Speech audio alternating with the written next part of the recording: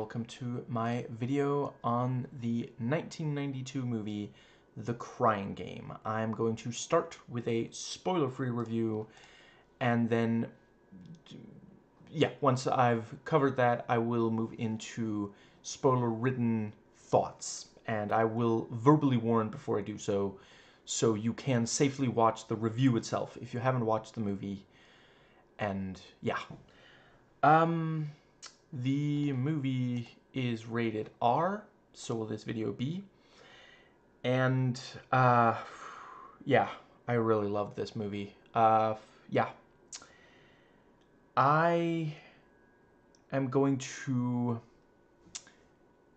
let you know right here at the start, there will not be jokes in this video. I feel uncomfortable doing so when, the Troubles, very serious subject. So,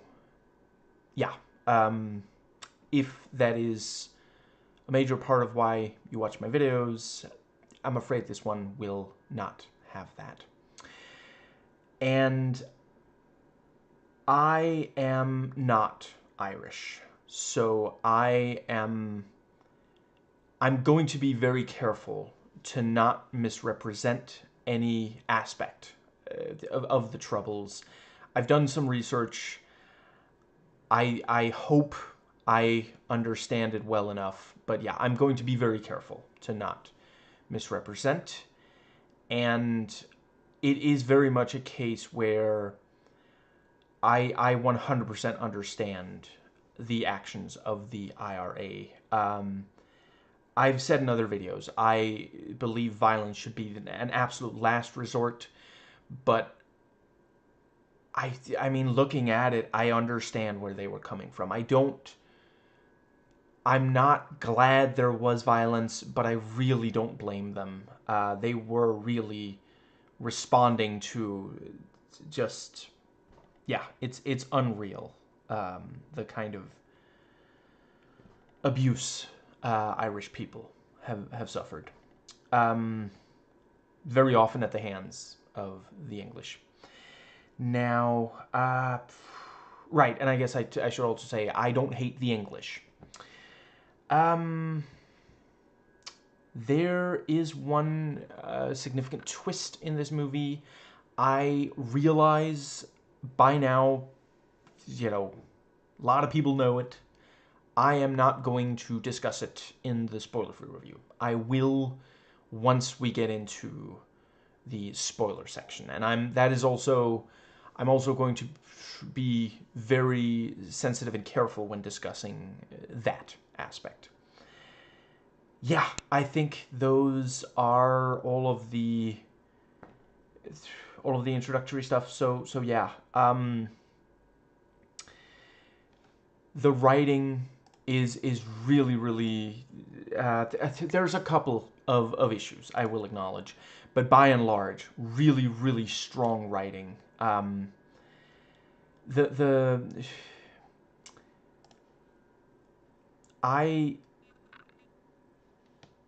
really like Neil Jordan. So let's see. Other than this, fuck me, The Company of Wolves. I might actually have to do a video on that at some point. That just, yeah. All right. Wow, The Butcher Boy. Holy shit, I have not thought about that movie in some time. But yeah, again, just phenomenal. Right, and yeah, he's, yeah. So if I understand correctly, it's pronounced Stephen Ree. Again, don't want to, I mean absolutely no disrespect if I mispronounce any of these names. But yeah, he's in The Butcher Boy as well.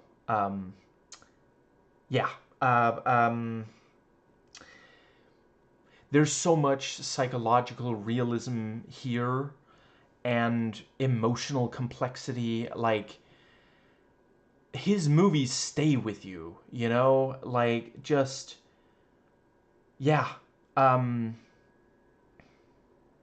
And this was this particular movie, The Crying Game, was very much a case where not everybody wanted this level of emotional complexity when dealing with the trouble. Some had wanted the IRA to be explicitly the good guys. Some had wanted them to be explicitly the bad guys. And yeah, like this one really wants us to think about the yeah.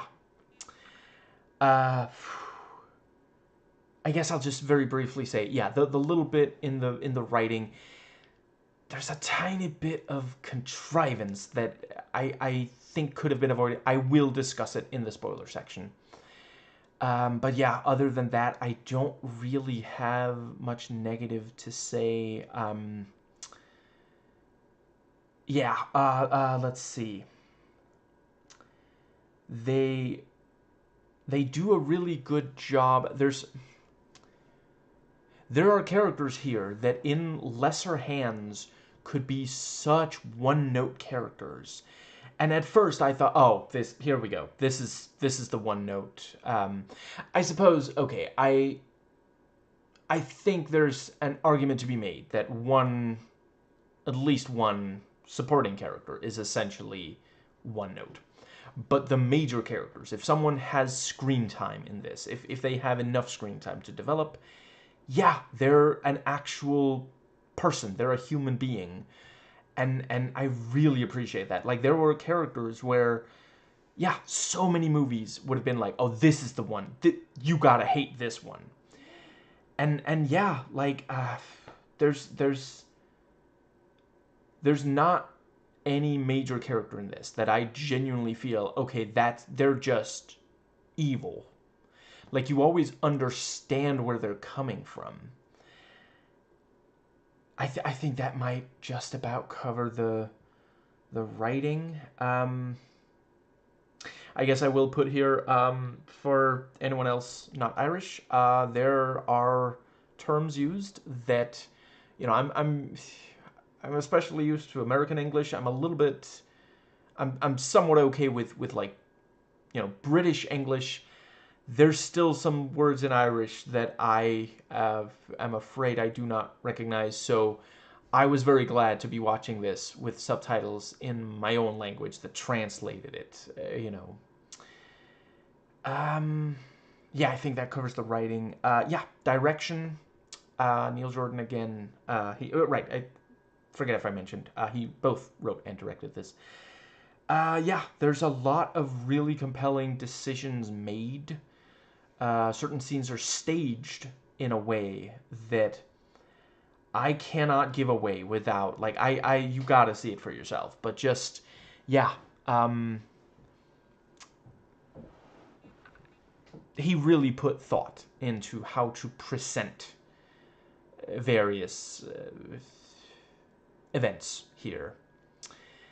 And yeah, he gets phenomenal performances out of these actors, and I mean, for several of them, I know for a fact partial credit goes to them because they're excellent elsewhere. I think I'll talk more in detail about them when I get to the acting section, but yeah, the way that the camera always services the scene. It never there's never a time where Jordan or his DP try to force something to be a certain way in camera work. There are scenes of romance. There's scenes of tension. There.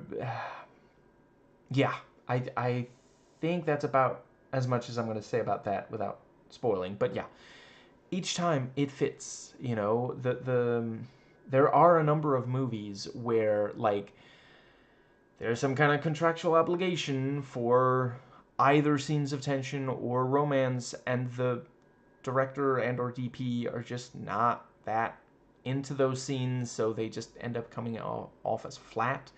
And that can really kill the viewer engagement, you know? And it just never happens here. Like, every step of the way. Like, because, like, not everybody... There are incredibly talented filmmakers who think that romance in movies is just too corny, so they can't treat it with sincerity. And romance without sincerity does not tend to work. You know, you really need... Yeah, director, the actors, the cinematographer, the editor to believe, you know, like whether or not they might not believe that this will end well, but they have to believe that these people are falling for each other, or it simply will not work. And yeah, they nail it here.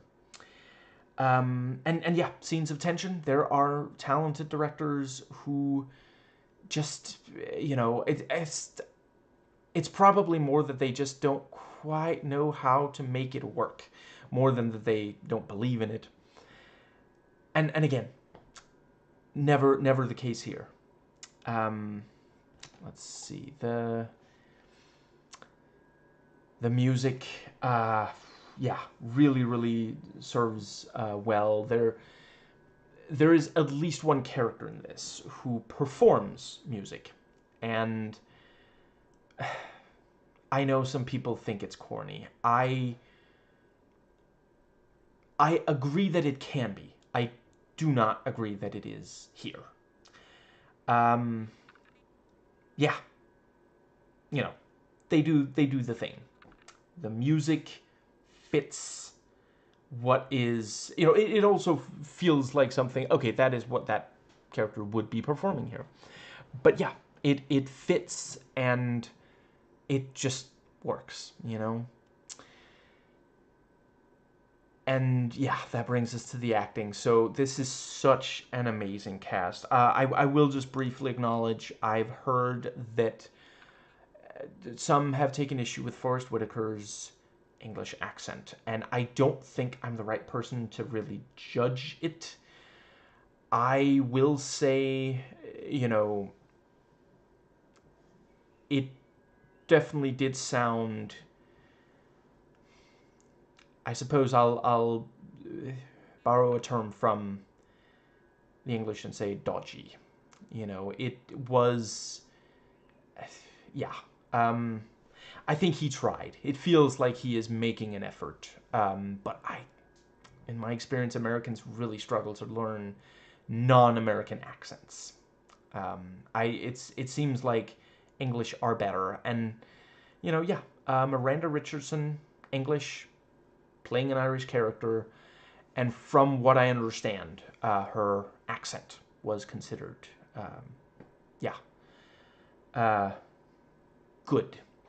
Right, I just realized I completely forgot. Yeah, for those who don't know, Neil Jordan and Stephen Ree and some others who worked on this are themselves Irish, and that is part of why this has so much empathy for, you know, the Irish. You know, it's the there's a level of understanding of Irish identity that you just don't get without them. I think it's... I'm on the record as saying I don't really like James Cameron's True Lies. And I specify James Cameron's because I like the show better. I know that it's not technically as impressive, but there's... Yeah, I've done videos on... I did a spoiler-free review of the entire show. So the fact that Cameron actually considered using the IRA as the you know, the antagonists, the villains of that movie, and actually only decided against it because, oh, there was another movie. Was it Patriot Game? I don't remember exactly which one, but there was at least one other movie where the IRA made an appearance, and so he just chose some other organization, you know, and yeah, I do not think he would have been particularly sensitive to the the IRA, and yeah, here, you know, it's not for or against the IRA. It understands them, and you know, there are major characters who are IRA, and yeah, we come to care about those characters. We come to see their humanity, and also, you know, yeah, yeah. I guess that's a spoiler. I'll leave it at that. But yeah, Stephen Reed, I've liked in everything I've seen, you know, and he was specifically chosen, in part for his, you know, his Irish background, so he would understand, he would be able to, but also his acting talent, his immense acting talent. Yeah, he brings so much complexity to the role, and I appreciate a lot of it. I'm sure was there on the page, was there in Neil Jordan's direction. You know, there are movies where they try to choose a really talented actor, and you know, it was there on the page, and the director did what they could, and ultimately the performance just didn't quite work. It really is like movie making. I mean, sometimes it is like alchemy. It's kind of unreal that it ever works, and yeah, uh, yeah, Forrest Whitaker, really, really solid. As usual, you know, like I have never. Yeah, I'm trying not to repeat myself. I'm just it's such. These are such talented performers, you know, and yeah, Miranda Richardson. The some of the things she's asked to in this, there's a lot who are talented who would not be able to do them, and yeah, she absolutely hits it out the park. Um, just it's unreal. Yeah. Those are the ones. Oh, right. Yeah. Jim Broadbent. It's yeah. I knew, I had been told, but it was still so wild to me seeing him. He sometimes has like an amusing remark, but he is not like outright comic relief. He's not a laugh out loud funny character in this, and that is just not what I'm used to. If I didn't know for a fact that that is Jim Broadbent, I would think, oh wow, they found someone who looks just like Jim Broadbent. I wonder, does he have a twin who went into like serious dramatic acting instead? And just, yeah, you know, like, yeah. Um, I'm very, very fond of his comedic performances. And now I can say I love him as a dramatic actor as well. And Jay Davidson, yeah, there's fairly little I can say without getting into like spoiler territory. So I will just say another just incredible performance. If Jay had failed, a significant element of the film would simply not work. And yeah, just fantastic bit of casting there. And this was actually Jay's first role, which, yeah, really, really, yeah. Um, it's well paced. There's not a boring moment in it. I mean, if you're not emotionally invested, and or if you really hate romance, parts of the movie are definitely going to. I would argue if you're not emotionally invested, let's say 20 minutes in, I'm not sure it's really going to work for you, and that sucks. You're missing out, but yeah. And yeah, if you just cannot watch something where a romance is significant, yeah. Again, I'm sorry to have to tell you, but I don't think this is your kind of thing. Now, yeah. Let's see. I've said what I had about the romance aspect. Oh, actually, no. Wow. Glad I said that out loud. The romance genuinely is like you watch it and you so badly want it to work out, and because of the nature of certain aspects of this, you really worry it won't. Now, I'm not going to give away whether it does or not, but I will say, yeah, I was really really invested, and I'm one of those people.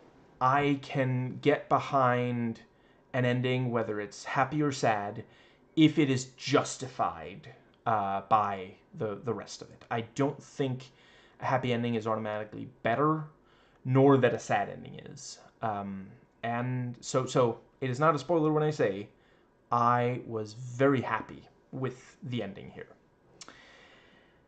Yeah, the drama,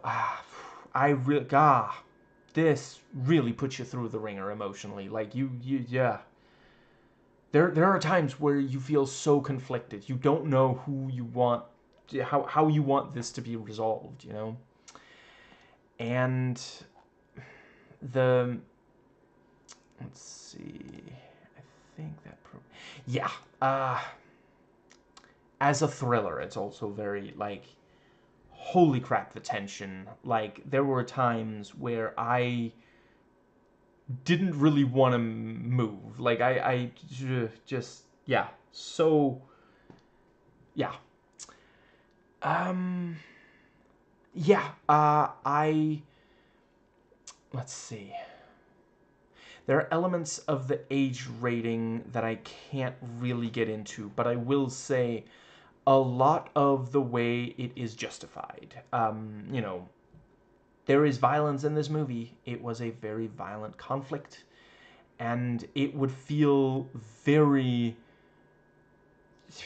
yeah, like kind of tone deaf if it tried to depict the troubles and not have violence, because this is not, we're not talking about, oh, it was set at the same time but not really in the place. No, it's about there are major characters here who are IRA, yeah, and yeah, the violence does not feel gratuitous, and it is not really judgmental. Like, you're neither cheering it on nor, like, yeah, yeah. I think I've pretty much made my yeah.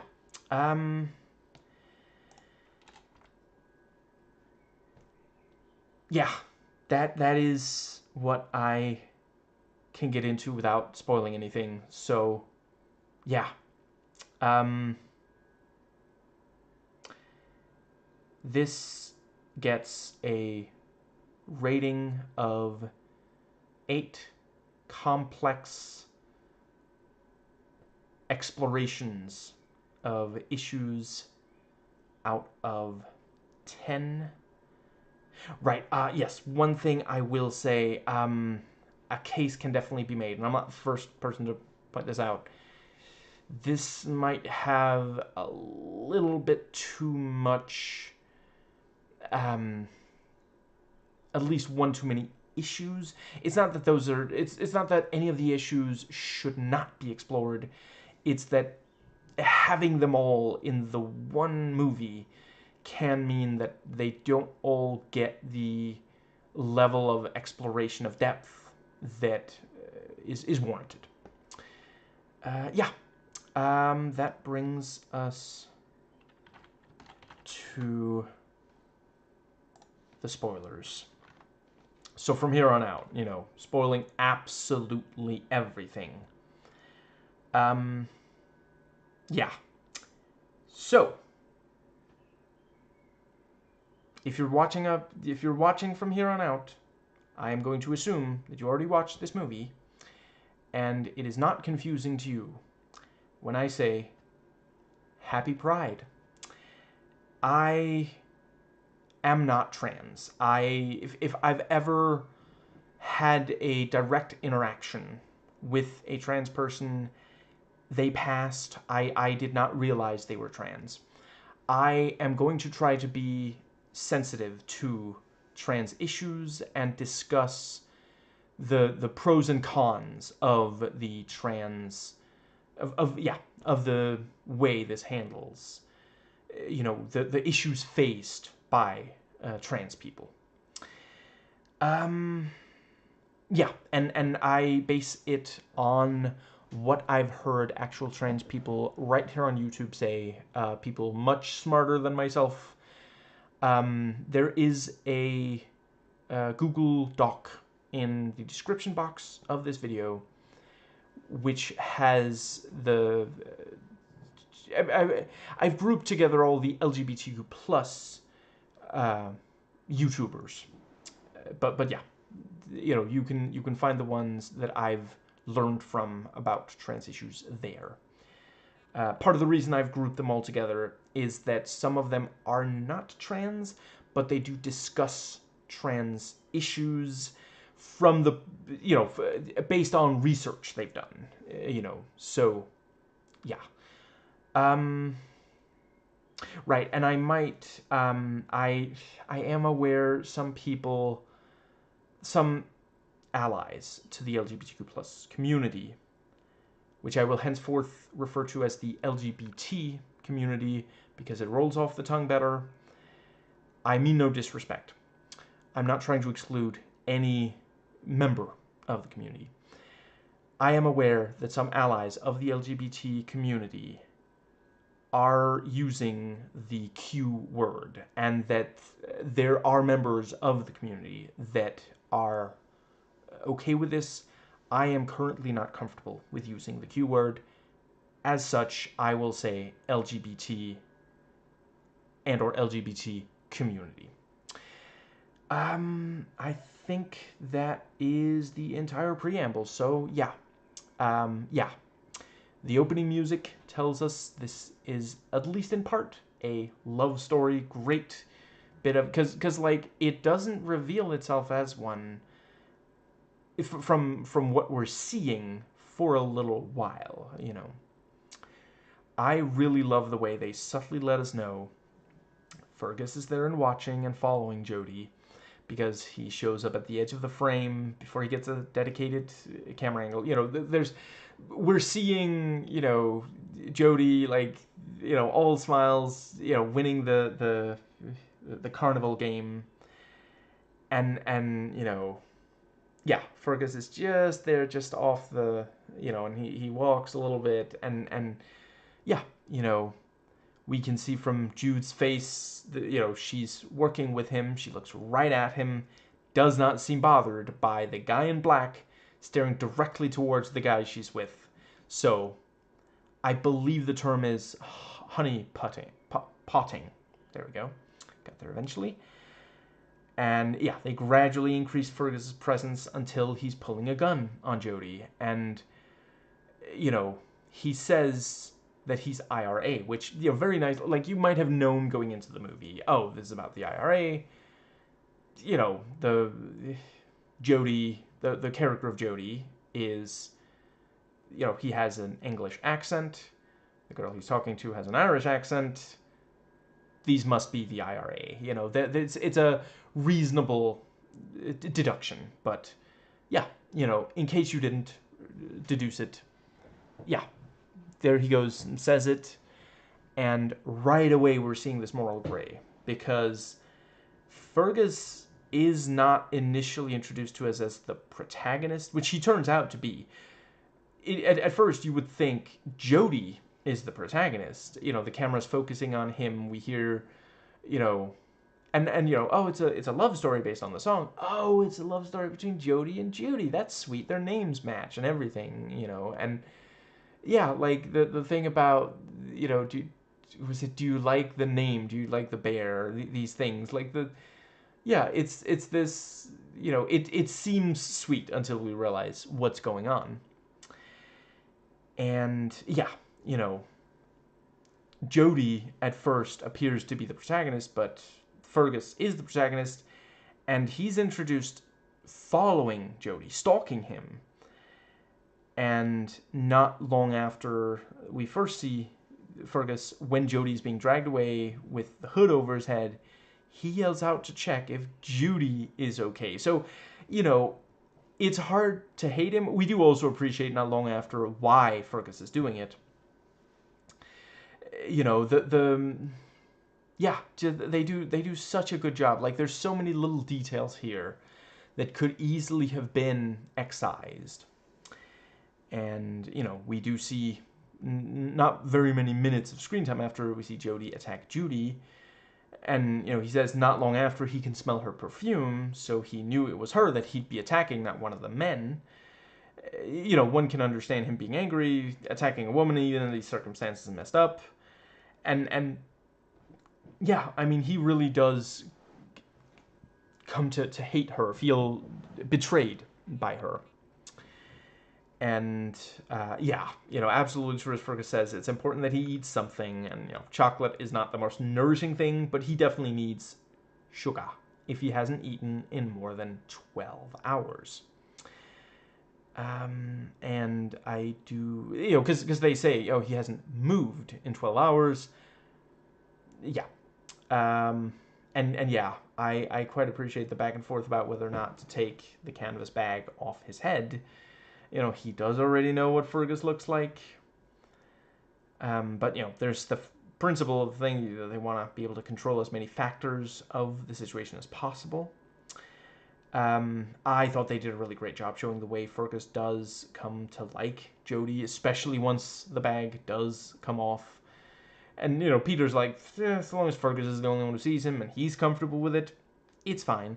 Because the hood does dehumanize. You know, when you can't see someone else's face, their eyes, it's easier to hate them the moment you look in their eyes. And they're like, and they aren't like constantly hating your guts. It's hard to ignore that, yeah, this is just another human being. Like, they might be on the opposite side from you on something, maybe even the most important thing, but they are still a human being, and it is nearly impossible to withstand the charm of Forrest Whitaker. You know, many have tried, all have failed. And though they disagree on which sport is best, they do agree that sports matter. You know, they're not talking about their political disagreements. And, yeah, very good detail. Fergus, understandably, gets very angry when Jody judges all Irish people. And, let's see, yeah, and now that Jody knows Jude was lying, he's very paranoid about her. And, let's see,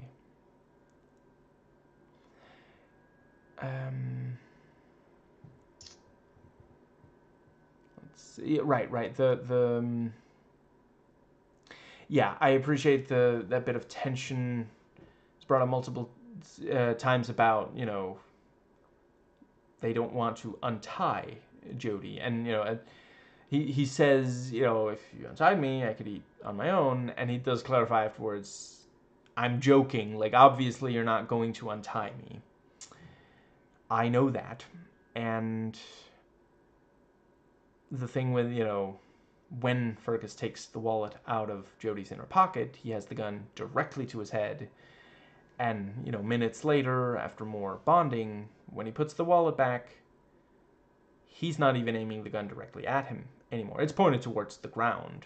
You know, no one needs to say it out loud. You can just tell there's more trust there now. And let's see. yeah, and you know, now that Jody is their prisoner and they have this, you know, this very clear mission, Judy is very cold and harsh. You know, even pistol whipping Jody for speaking after she told him to shut up. You know, it gives the sense of isolation where Fergus is the only person who has any regard for Jody as a human being, since he's the only one who spent time with him without the hood creating that barrier between them. You know, Peter got very angry when he heard the laughter, and you know, Peter does also tell Judy to stop talking, but yeah, you know, it's the they've so thoroughly dehumanized him because they, you know, like the entire IRA cell that we're seeing here agree that, you know, yeah, if you know, if you're an English soldier, you know, the IRA believed that the, you know, yeah, in using violence, even lethal force against them, and yeah, you know, like Fergus just can't quite bring himself to continue this dehumanization, even though at first he's on board with it. You know, he's the first person to pull a gun on Jody. So again, you know, a lesser film would have had someone else be that. You know, let's see, and the story of the scorpion and the frog, you know, practically bookends the movie. It comes back there at the very end, and it's very early in the movie that it's told the first time. And let's see, yeah, and Jody worrying about Dill again, very humanizing. He isn't talking about what's going to happen to him. He pretty quickly accepts they'll probably shoot him. You know, it's once he starts talking very, very early, he says that's, you know, and he just wants to make sure Dill is okay. You know, he cared about Judy's safety until he realized she was in on it, and then felt too betrayed to worry about her. And there is, of course, also that given that she's part of it, it means her safety is no more at risk than the other IRA. You know, it might be if she hadn't been in on it, depending on circumstance. Let's see. At least in his mind, you know, he hates the Irish. And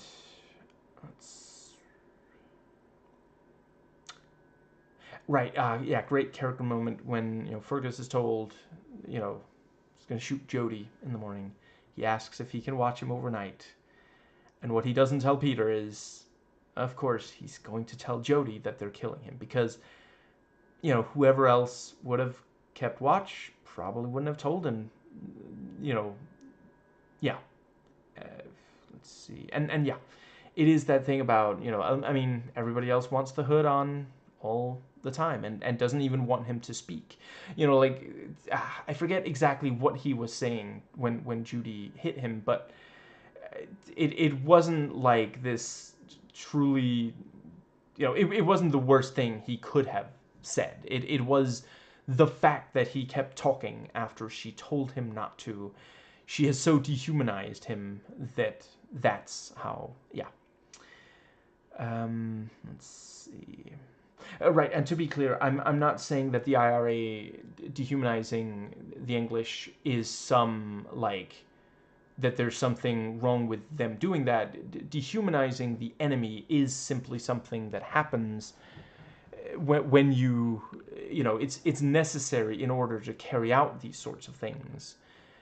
You know, it's been happening throughout human history. I'm not disparaging the Irish here at all. Let's see. That,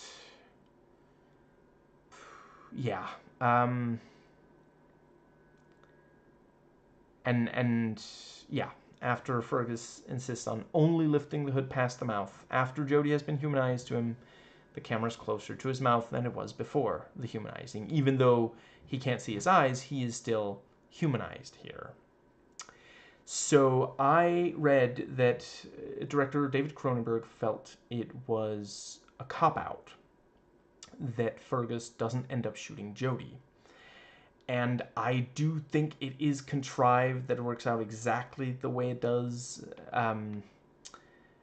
You know, the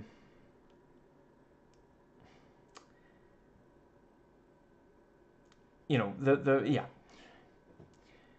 Jody runs, and the you know, I think it's fine that he at least attempts to run. I think what would have been, I get why, like, it is important for the movie that Jody ends up perishing there. I think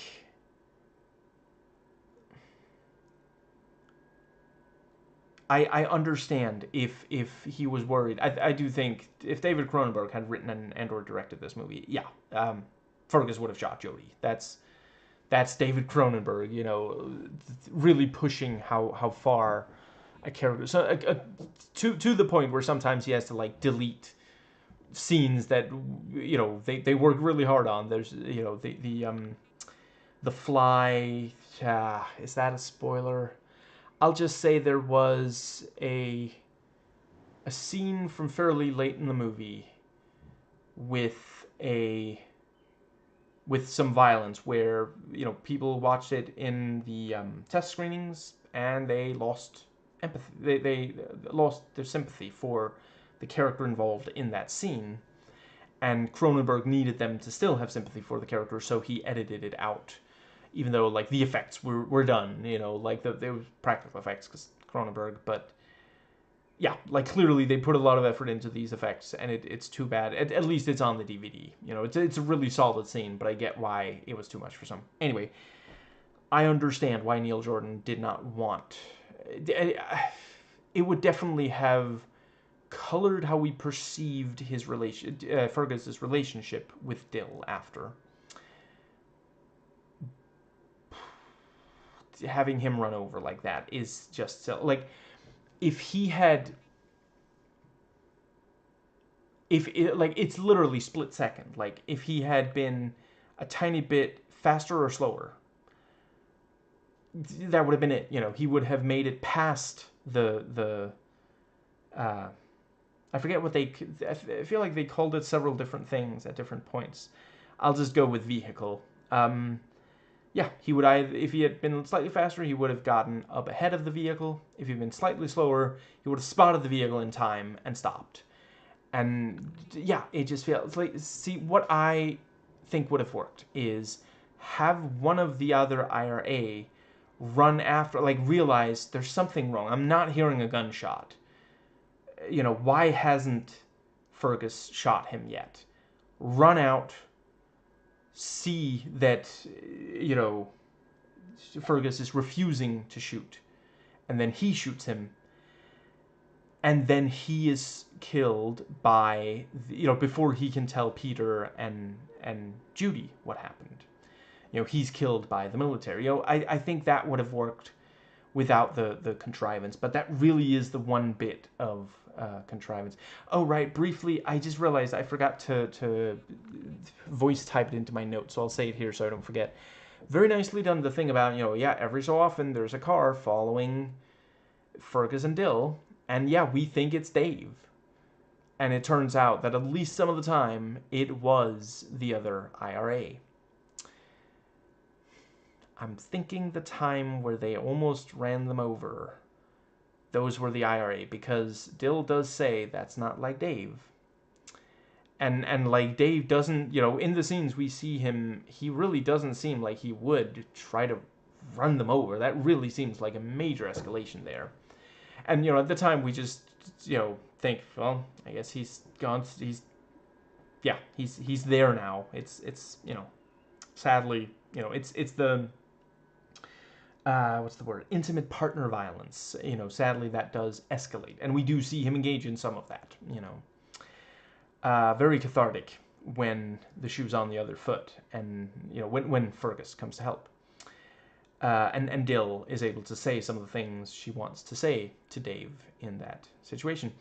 And oh right, I think I also forgot to note. I did quite like, you know, Dave being right there, and then Fergus like gets up, and Dave is like, oh no. And then, Fergus is like, I just wanted to ask her to dance, it's just, and it's one of those things like, Dave, if you hadn't been a jerk, well, goes beyond jerk, if he hadn't been a fucking asshole,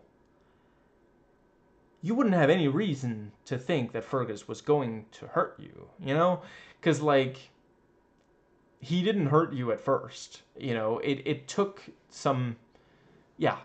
So, yeah. I think that was what I wanted to make sure to say about that.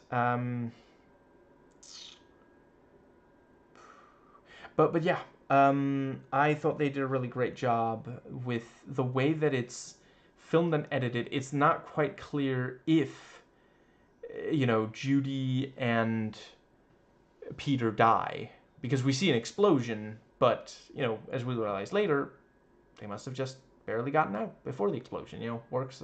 Yeah. We do see the other IRA shot, and yeah, that really did feel like, because like every single one of these characters is armed, and we've heard them talk about, oh, well, probably, yeah, 3 days or less, he's gonna, yeah, might have to take this guy out, and now they're being shot. It's not saying, oh, look at these awful IRA, they're getting what's coming to them. It's saying, live by the sword, die by the sword. This was a very violent conflict, and, and as it also shows, over the course of it, sometimes civilians got dragged into it, Let's see. I think that just about, yeah.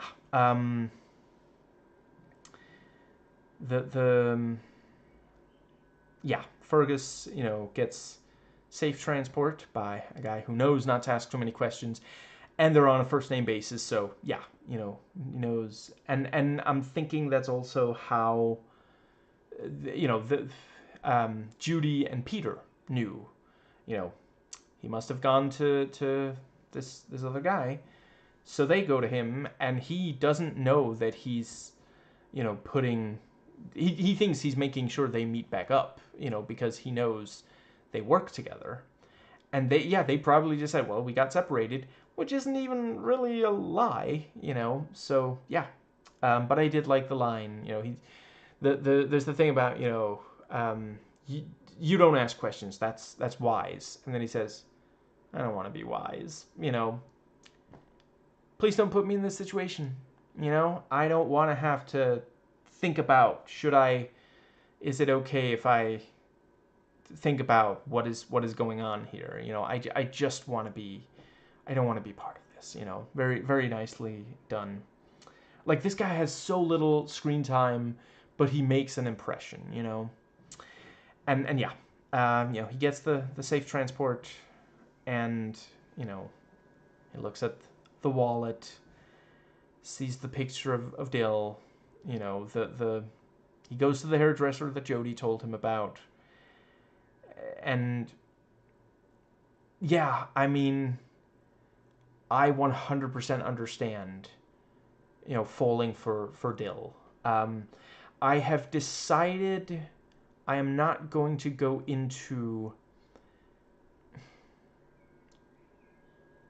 so let's see, let me preface it by saying, there is not, like, if you are straight and you fall in love with a woman and you realize she's trans, you're still straight because she is a woman. That is her gender.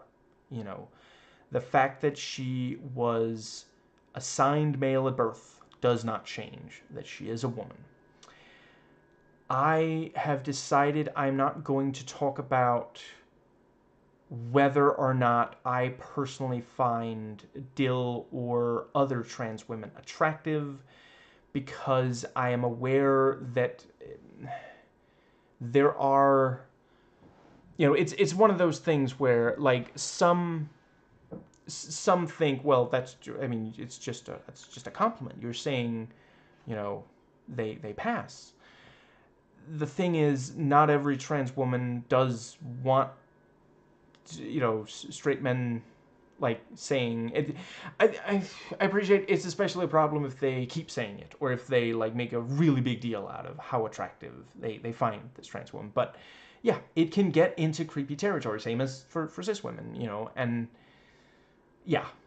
So I'm not going to talk about it. I will just say I 100% understand why, Fergus does fall in love with Dill, and any straight man who falls in love with Dill, I 100% understand. And yeah, they did such a great job.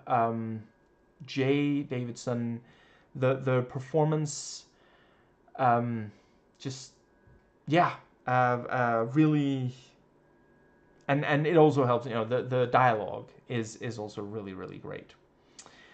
So let's see.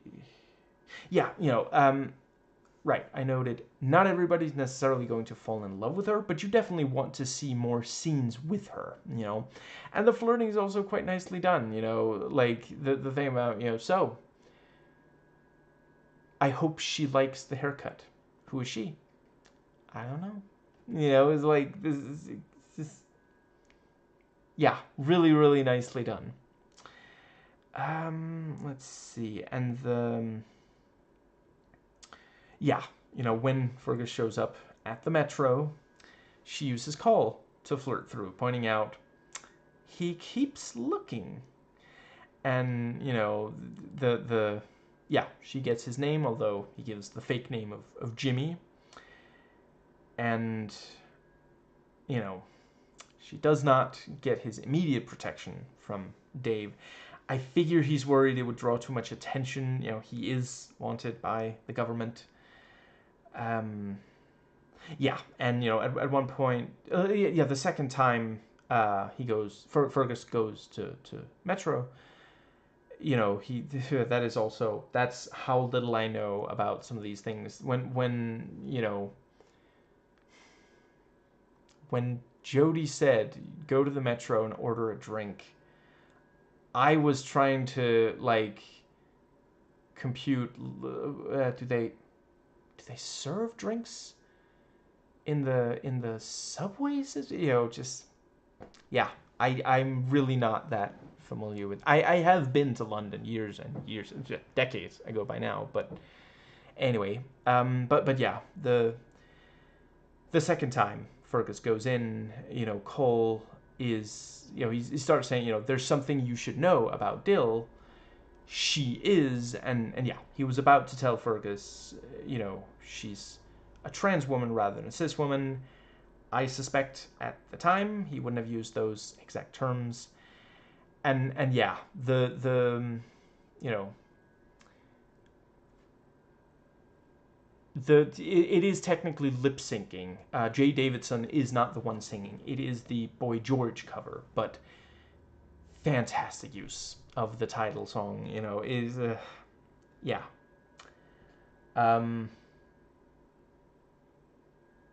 I like the original, but I love this Boy George cover. Yeah, listen through both for as research for this, and yeah, the Boy George cover has been stuck in my head. Let's see, when did I listen? Was it yesterday? Day before yesterday? Something like that. And it keeps popping into my head, and it works so well for the song. And Jay does a really great job lip syncing. And yeah, we just saw Dave slap Dill, and now she's singing. And she says, "This is the last time," and I realize the slap was after she said the last time, but yeah, and now she's singing about how she knows what there is to know about the crying game. Like, clearly this was absolutely not the first time that a man hurt her. And, the next time Fergus has a chance to protect her, he does. And she understandably threatens Dave now that she's being protected. Very human reaction, again. And yeah, the other hairdressers clapping is also because they know Dill is trans. And, in retrospect, realize that was probably the subtext when, the line, Jody says, she is my type. I think yeah, when we first hear it, we're supposed to think, oh, like, because of race. But no, I'm pretty sure, he's saying he likes trans women. And I hope one day we'll stop pretending like there's some, like, that is some inherent different thing from any other attraction to women. I don't know. I suppose it's possible he's saying he's a trans chaser. It's unclear. Um, let's see. And yeah. I mean, I appreciate the setup and payoff of, like, because before it is revealed that Dill is trans and pre-op. Yeah, I mean, Jodie's penis is mentioned several times. There's the bit where he urinates whilst holding Jude's hand. They didn't have to have that exact there, because ultimately it doesn't really change anything. And not very long after, he needs Fergus to help him because he's still tied up. His hands are tied and he needs to pee. So yeah, penises are brought up before the pre-op reveal. Let's see. I think. Right, and again, obviously, I'm not saying that a trans woman is equivalent to a cis man. Now, right, yeah, I continue to really appreciate the flirting, the way Dill keeps talking through Cole, and finally just talks directly to Fergus. Like, obviously, she's playing with the fact that he keeps looking at her. He followed her there from the hairdresser. She's like, I just cut his hair. Now he followed me here. He's sitting there. He looks at me every so often, but he doesn't just come right up and actually talk directly to me. It's that thing, because, like, yeah, she's like, I can see you. I know you're there. Why are we playing games here? Like, if you want me, come and talk to me. So very nice. It says so much about character, the way that they, I mean, she essentially starts flirting with him immediately. Like, when she's cutting his hair, she's like, I hope she likes your haircut. Like, I mean, she's essentially saying, so do you have a girlfriend? Or did you just want to talk to me? Like, this, yeah. Let's see. Then we have, yeah, he says later he wants to protect her. Like, he does feel some responsibility. We also saw his dream had Jodie run, but it was for sports, not for his life. No, I do not recall the sport. I am not a sports person. I just remember that 2 different sports were mentioned. One of them liked one, the other one liked the other. And Jodie could run fast because he was good at the sport that he liked. That is what I recall. Let's see. But yeah, he feels like he should have done something to protect Jodie. And all he can do now to honor the memory is to protect Dill. And it is genuinely funny when she throws Dave's clothes out. I do feel a little bad for the goldfish. They're innocent in this whole situation. And yeah, Dill stops Fergus from putting his hand up her skirt. Again, a hint towards the twist that we only realized in retrospect was in. At the time, we just think, oh, she's not quite ready to go that far. Oral, sure, but not, and it is sadly true. It is an actual safety issue. There are trans women who have been hurt, even killed, when a straight man realized that he was attracted to a trans woman. And before you say, oh, but, they should say before, I'm afraid I forget the name. I want to say the YouTuber who covered it was ContraPoints, and I appreciate that she is controversial. I'm not telling you have to watch her, but she did a really excellent video, and she pointed out one of these girls, like, literally just existed. Like, she wasn't trying to pick up these guys. One of the guys was attracted to her, and yeah. So yeah, I quite appreciate the way that I will talk more about the, I'm not, it's definitely not a perfect, but an attempt is made, and that's more than could be said for contemporaries and even movies that came out years and years after this. Let's see. I think, I mean, right off the top of my head, Scary Movie 1. Crap! I can't believe I'm forgetting what it's called. I guess I won't give away which, but one of the Ace Ventura movies, and Dude, Where's My Car? Now, let's see, yes, there we go. So yeah, I thought they did a good job making clear Jodie has clearly heard a bunch of propaganda from the British about the Irish. It's very common for someone to hear propaganda against the enemy before going into military service against them. And the movie makes it completely clear. We're all human beings. Irish people are in no way any worse than English.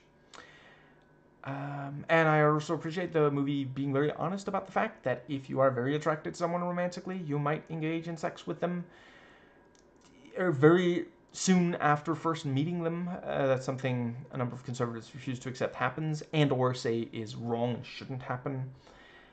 And yeah, whether or not the fact that Jodie was about to have sex with Judy was wrong is between Jodie and Dill. Same as Dill being with Dave was between Dill and Jodie. And I also quite appreciate Dave says, sorry to Dill, and then acts like that should be enough. There's so many men out there who struggle so much with apologizing that they think it fixes the wrong they did. And yeah, yeah, I really appreciate that Dill doesn't 100% forgive him. And I'm 100% on her side. I don't think she should.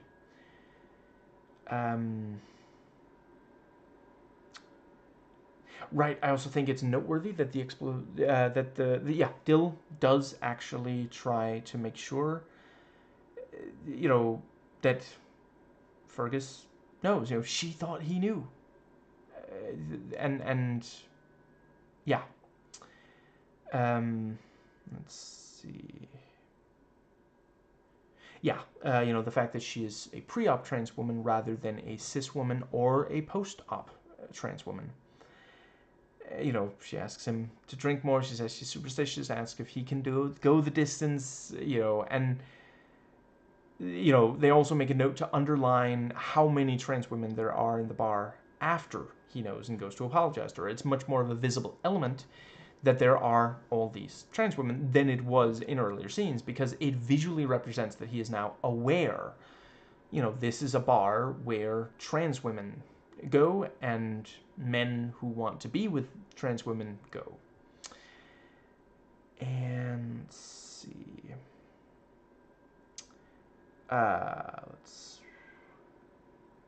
Yeah, and yeah, the actual reveal is not handled in as shocking and unpleasant a way as other reveals around the same time. I'm not saying it's perfect, but yeah, I mean, it is essentially, like we can see from Fergus's reaction that certainly he is not okay with it, but it's not, like there are things that this movie, this movie definitely thinks that violence is bad, but the way that, they film and edit the reveal, it's not really saying it's bad, just that it was a surprise to Fergus and a lot of the audience. And let's see. Yeah, I really appreciate he does apologize, and he clearly didn't mean to hurt her, especially physically. That was a matter of him rushing to the bathroom. He should have been more careful. I'm not saying it's okay, but, they could easily have gone further, and they were careful not to. that's also, I think David Cronenberg would probably have had it go further. Um, I haven't watched, let's see, I think it was called M. Butterfly. He was upset that Crying Game won over M. Butterfly and said, Jodie should have shot. Fergus should have shot Jodie. I should probably stop bringing up David Cronenberg. It just, I don't know. It was interesting reading his reaction to this. Now, right, yeah, it is also very tragic that she says, she's used to it. She just doesn't want the face hurt. She's like, oh, I'm bleeding. She's not young anymore. She's experienced this kind of thing before. And afterwards, she just wants him to stay. It's not, she doesn't kick him out. She just says, please stay. She just doesn't want to be alone. She doesn't want to be abandoned, as keeps happening, And I do also appreciate, she says, Jodie didn't abandon her. Like, she feels that he made a mistake going to Ireland, but she never, like, starts hating him or something, which I'm not saying, like, you grieve the way that feels right to you. If you need to hate the person, that's not, I'm not going to tell you that you're wrong for that. But I do appreciate, yeah, she realizes, she wishes he hadn't gone. He'd be alive if he hadn't gone. But she knows that he didn't leave her. It wasn't that he didn't care about her. Even before, like, Fergus only says, Jodie sent me near the end of the movie. Even before that, she still doesn't hate Jodie. Let's see. But yeah, once he leaves, and especially like that, that's when she's really upset. And yeah, the much parodied, vomiting is not really treated as a joke punchline here. And when he starts apologizing, she insists they talk through Cole again. And not long after, Mr. Devereaux talks through the other guy, the one who keeps calling him Mr. Devereaux. Yeah, characters in this movie talk through other people. Dill, instead of just directly to the other person, Dill also goes third person at times. And yeah, Fergus leaves a note apologizing, and then she's ready to reconcile, very forgiving and understanding of her. She even brought tea. And yeah, there are a lot of women who, again, I'm not being gender essentialist here. I'm talking about socialization. Yes, I believe that's the right term. The way that people of different genders are raised, the expectations put upon them. I'm not saying that there's some inherent inborn biological quality that I'm referring to here, and there's nothing wrong with you if you are not like this. But there are a number of women, they're encouraged to be very forgiving and nurturing. And I do like Fergus standing up for her. I'm not going to repeat exactly what he says to Mr. Devereaux, but yeah, that is standing up for someone you care about. And he doesn't even ask, like, when he goes to say goodbye to her, I honestly, there were seconds there where I thought, is he just walking away from his job in the middle of his workday? But no, he goes to say goodbye to her, and then he returns to work. And let's see, then we have...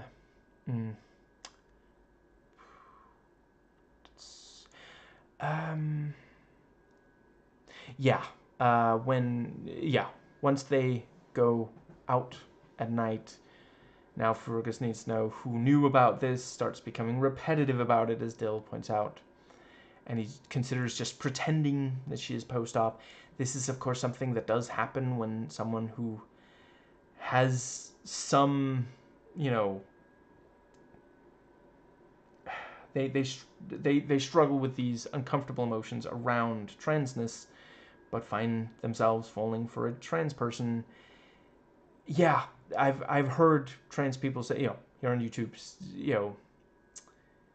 that these are things that happen, and yeah, somewhat sensitive and certainly realistic depiction of it. it's not really saying that Fergus is right here. Like, I think even if I wasn't, I try to be as much of an ally as I can to the LGBT community. Even if I wasn't, like, if I had watched this and I was kind of neutral on it, I'd probably be like, Fergus, come on, man. Just, like, Dill is like, she's giving you another chance and you're treating her like this. Come on, And again, I'm not saying that it has us hating Fergus. We understand where he's coming from. But yeah, that's the thing. A lot of people come to realize you fall in love with a person not with what's between their legs or what isn't. Very effective reveal when Judy is waiting inside the room when Fergus comes home, and she has the same aggressive sexual energy that she did earlier in the film, but now he's not at all receptive to it. And after she's told him what happened and he admits he did screw up, letting Jody run, she says he's going to do a job for them. And there's no way out. And now it's similar to the start of the film with, the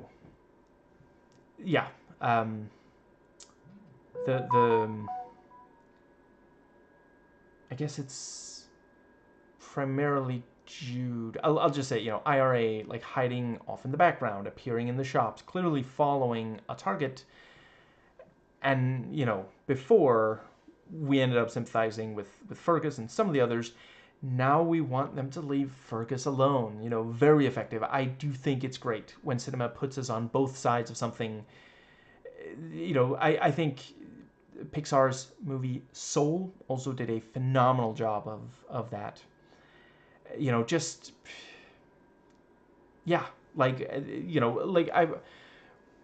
When we saw them following Jody at the start, we weren't necessarily sympathetic to them, but we become sympathetic to, especially Fergus, not very long after. And now, like, even though we can understand, like, Jude, we still understand Jude, but earlier we had somewhat more positive feelings towards her, but now we just, like, come on, just leave Fergus alone, And, let's see, and they don't even really give him information about the target. He's just some judge. And, he goes through the rehearsal, and poor Dill just thinks, that Fergus is with Judy, and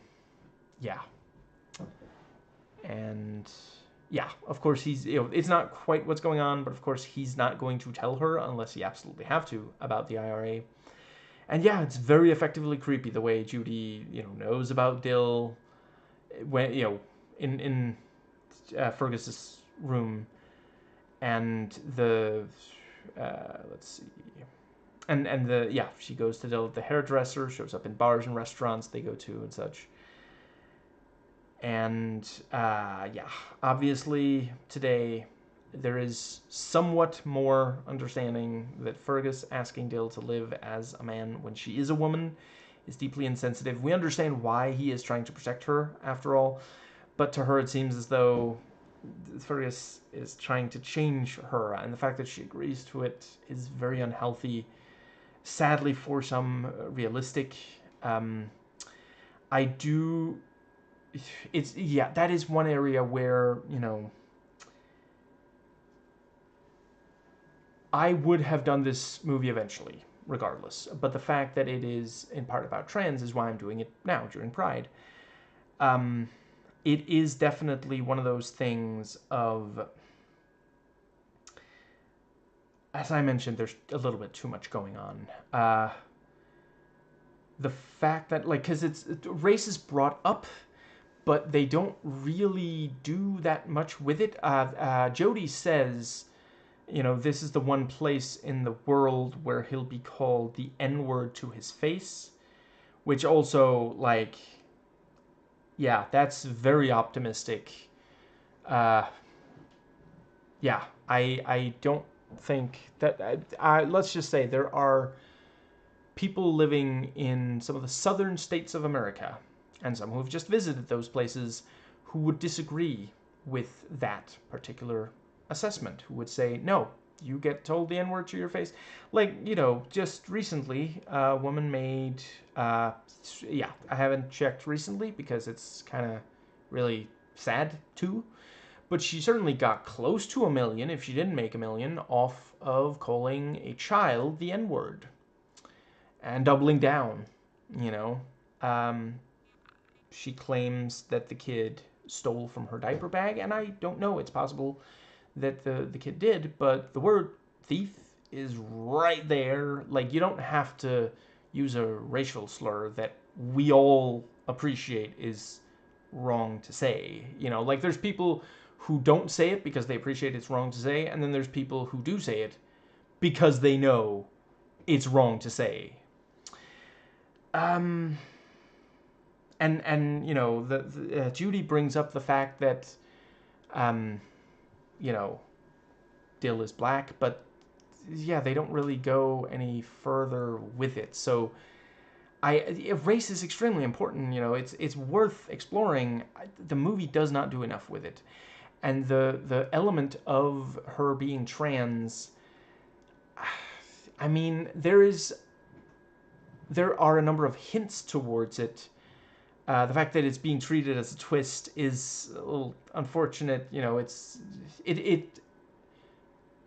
partially mitigated by the fact that she is very much a human being before and after. But yeah, it didn't need to be treated as a twist at all. And yeah, the movie doesn't quite have enough space to fully explore the trans thing. You know, I'm not entirely sure that it could sustain both the entire IRA element, as big of an element as it turned out to be. You know, for a chunk of this film, I thought, oh, the IRA is just like the backstory. That's what happens at the start, and then the rest of the movie isn't gonna, you know, it's just that he's hiding this. But then at the end, you know, I think the last 20 or 30 minutes, the IRA element is back and a big presence. You know, and yeah, I think there's two movies here that are really amazing. One that explores, you know, a straight man falling in love with a trans woman and then trying to deal with the expectations around that sort of thing, especially back then. Although, yeah, today also really, really bad.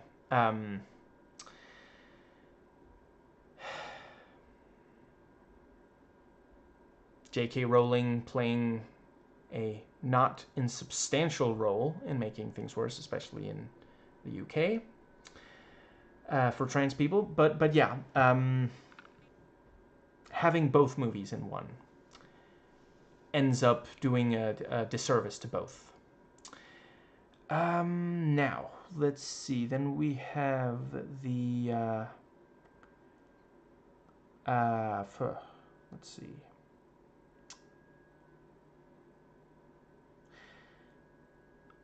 Right, Dill's reaction to, you know, Fergus coming clean.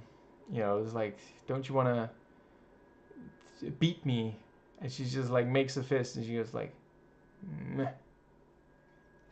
And then it's like, don't you want to, you know, unalive me?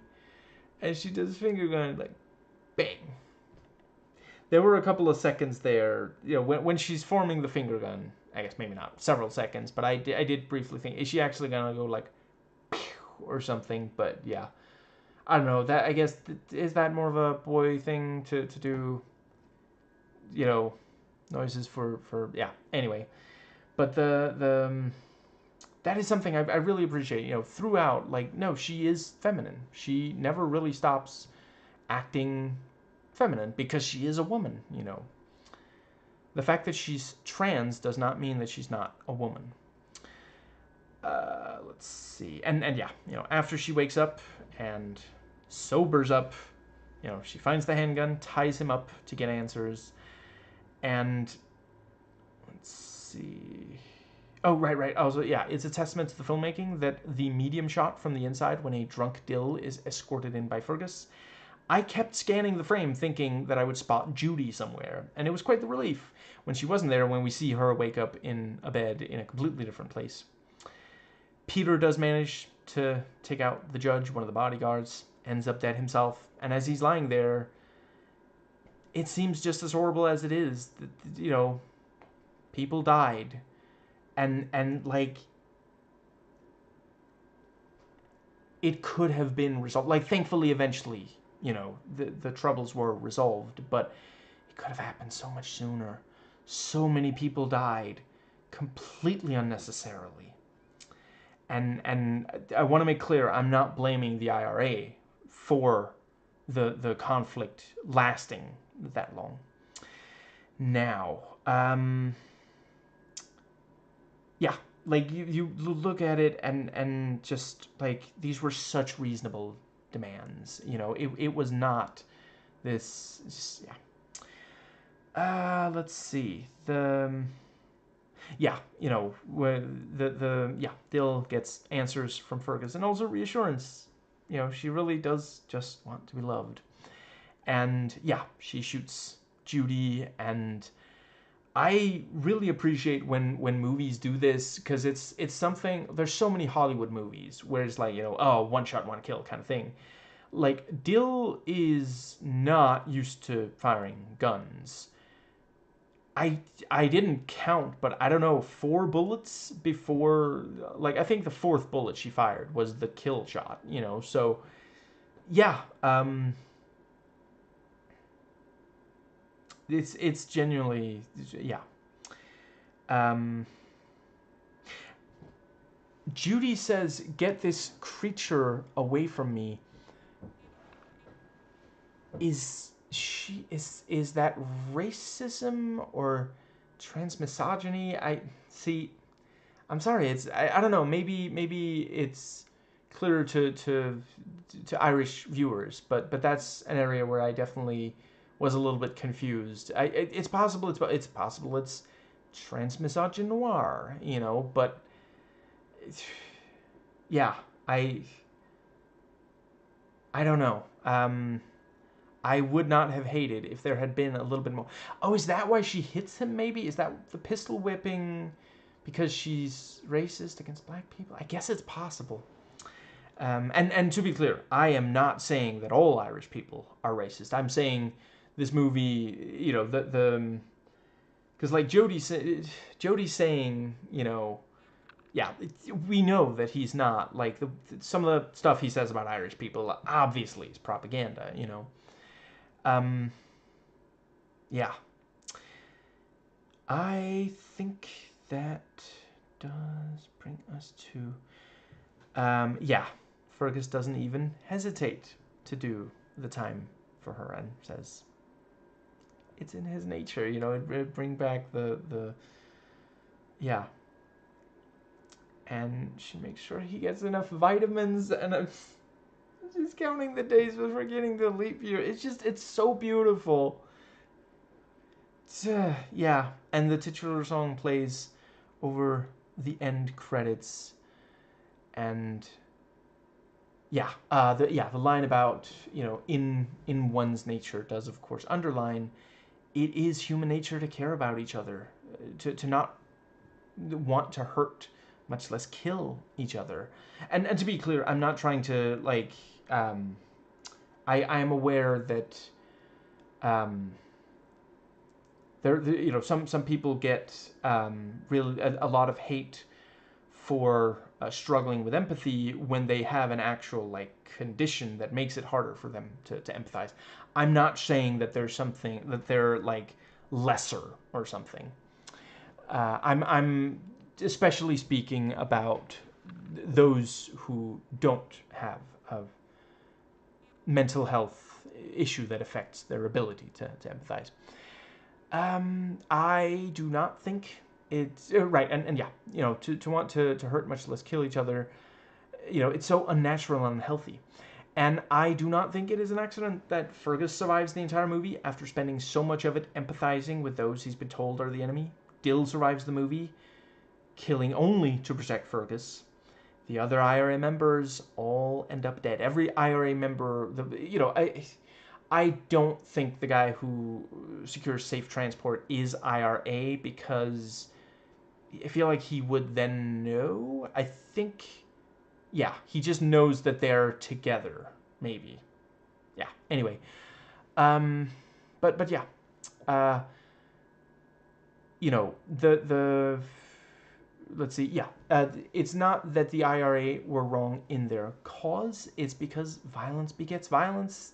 The Troubles killed thousands of people. The movie isn't saying that Northern Ireland should, the yeah, it's not saying the IRA were wrong to be fighting for this. It's saying it's horrible that people died for something which could have been resolved without violence. Jodie is the most humanized of the characters who ends up dead before the movie's over, and the entire rest of the movie is about what a great loss that was. And of course, he died because of this conflict. He wasn't a civilian, he was a soldier. The one civilian that gets tangled up in this mess is Dill.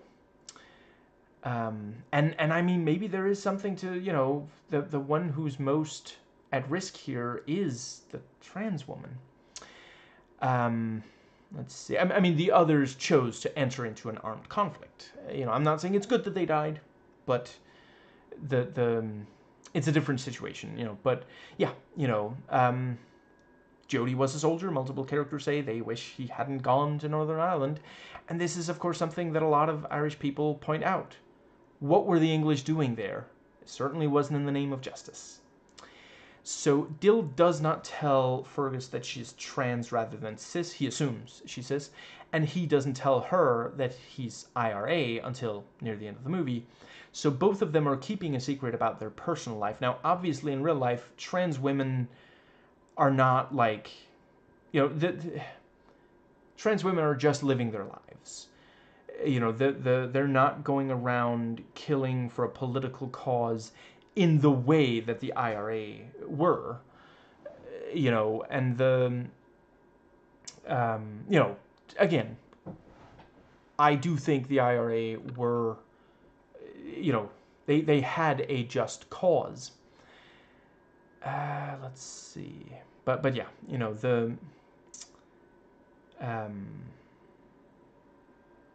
the movie is saying a trans person not telling their partner that they're trans is an understandable and human way to deal with it, after a number of depictions where trans women being revealed was a shocking twist.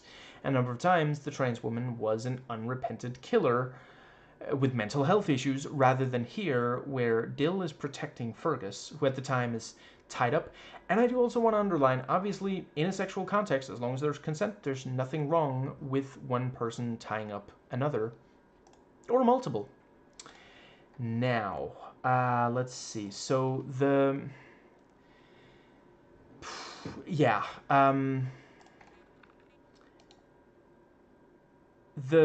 are some issues with the trans. So some of what's good about the trans representation here is that Dill is sympathetic. She has humanity, vulnerability, and depth, not just a plot twist or stereotype. She has agency, emotional complexity, and is central to the story. And yeah, it was groundbreaking for the time. She wasn't a punchline, and yeah, few mainstream films brought it, brought it into public conversation like that. And the film forces the cisgender viewer to confront their own assumptions and discomfort, especially through the perspective of the protagonist, Fergus. The negatives, of course, the twist structure, the reveal that Dill is trans, framed as a shock twist. It can feel like a betrayal to trans viewers, and this kind of framing perpetuates the harmful tropes such as the deception narrative, and often leads to audience laughter or revulsion, not the reaction you want when representing real people who are not, hurting anyone. And Fergus running to the bathroom and vomiting, unfortunately realistic, also reinforces the idea that discovering a partner's trans is traumatic or grotesque, a damaging trope. And while Jay Davison is often read as gender non-conforming and androgynous, he is not a trans woman. He is cis. And let's see. Yeah. Let's see. So in some ways it is very much a product of its time rather than a model of good trans representation today. But it did take steps in the right direction. Today we have much more positive trans representation. Including stories where the trans person is just there and just living their life, and they don't make a big deal out of it. Yeah. Let's see. And to be clear, when this movie came out, it was important to make, to say, okay, this character is trans. It just doesn't handle it quite as well. But today, because we've had stories where the character is trans, yeah. Now, let's see. What was the... yeah. So the fact that this movie is both about trans identity and the IRA, underlines trans people do not live in a vacuum. They exist in the same political, culturally complex world as everybody else. And, because, like, a lot of the time we see Dill, she is with Fergus, and she doesn't know that he's IRA, though she is aware of the conflict. She says she wishes that Jodie hadn't gone to participate in the conflict. And let's see, both Fergus and Dill struggle with identity, loyalty, and moral choices. And I think, and themes like identity, betrayal, transformation. Fergus is a very different person by the end than he was at the start. Like, Fergus at the start of the movie would not have done anything for Dill. Like, if he hadn't, if Jodie hadn't become so humanized to Fergus, he wouldn't have even visited Dill. Yeah. Let's see. And I think... Yeah. Some of the negatives are Dill becomes an exotic element in the political story. And let's see, I mentioned those. Yeah, the fact that, having the story about a trans woman in a story that has violence and betrayal can, unintentionally, there are these negative stereotypes. So, sorry, some of these notes I took in Danish for some reason, so now I'm having to translate them back into English. But yeah, if the trans character is seen as dangerous, crap, what's the word in English for that? To betray someone, tricking someone, that sort of thing. And yeah, it's ambitious, it's risky to do it like this. And then we have the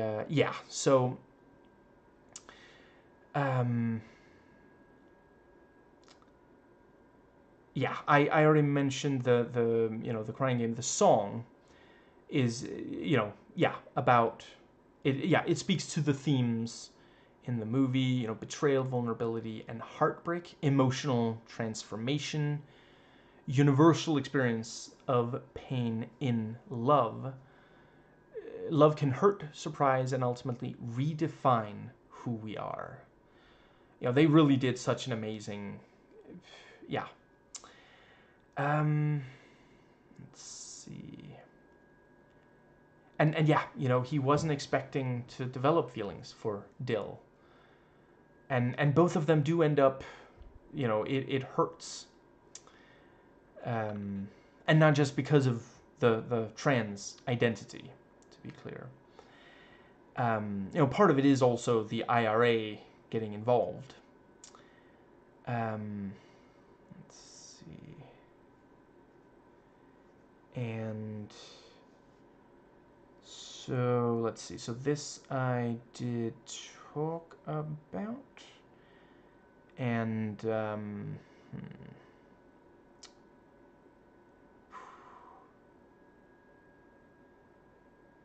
so let's see. I think that might actually more or less cover. Right. So yeah, the reaction to the movie from Irish audiences, there was somewhat mixed, and it changed over time. It evolved significantly over time, and yeah, some Irish viewers and other viewers did initially not like the trans reveal. Some felt it was insensitive, and others did sadly, were transphobic about it. As it was sadly there was a lot of transphobia back then. Sadly, there is again today. I'm afraid I forget. I heard there was a specific date that was like described as, the after that people started seeing trans people as human beings, and sadly it was not before 1992.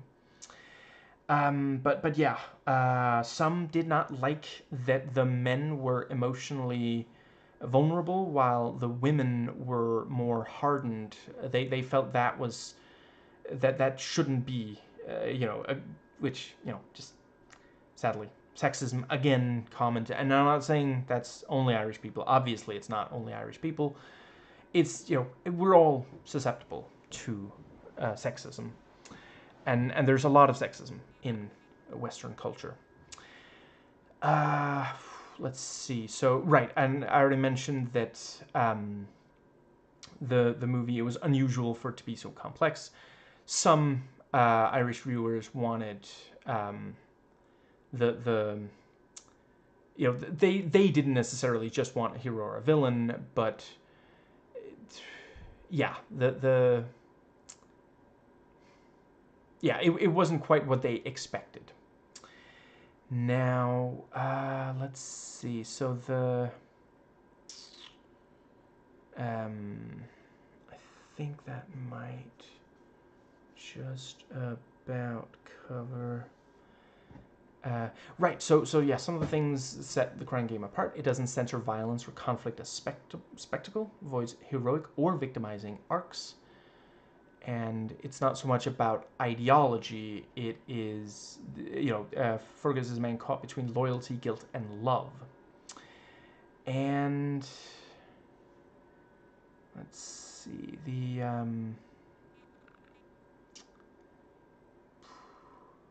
expected a clearer moral arc. And some wanted it to be more about ideology than the whole trans element. Yeah, I think that does cover everything. So yeah. Okay, let me just very briefly run through. So I think, let's see. So the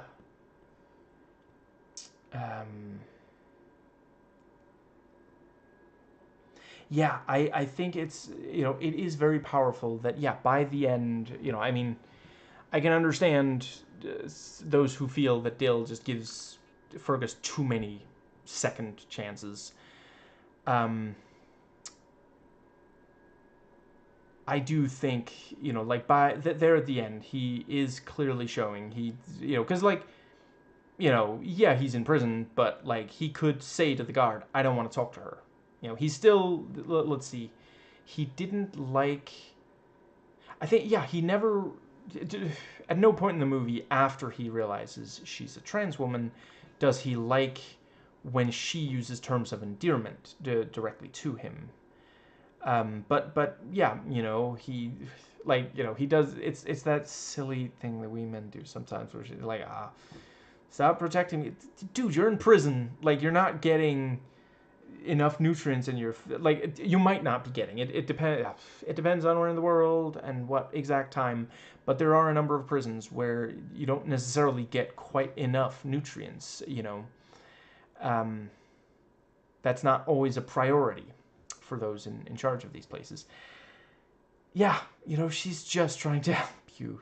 But yeah, and that's, you know, him fighting back against that is not him saying that he doesn't still love her. Like he does, you know, he says that close to the end that he loves her. You know, and yeah, it's just it's very typical. Like it's the kind the final scene could play out the same if she were a cis woman. You know, it's like the yeah, he's saying, don't use that word. Stop worrying so much about my, you know, my health and this whole thing. And just, yeah. Um, yeah, I, I think I've covered everything, and yeah, as you can tell, really, really love this one. I acknowledge that it is definitely not perfect. There are these sensitive subjects not always treated, you know, 100% as, you know, as they should be. But yeah, um, yeah, I think that covers. Yeah, it's too bad that some people just like say, oh, you know, it's about it's that movie where, you know, the guy falls in love with a trans woman, and you know, I am cleaning up their language significantly in saying it like that. Yeah, it's the I'm glad that people are still talking about it, you know, and yeah, the fact that it's been evaluated and reevaluated over the years, you know, I think the oldest video I've seen here on YouTube that discussed this movie is maybe 10 years old by now, you know, so yeah, um, it's yeah, um, I think, you know, you are extremely lucky, and I want you to hold on to that person. If you have a dill looking out for your health and emotional well-being, and or if you have a Fergus to stand up for you when his boss says something really demeaning about you.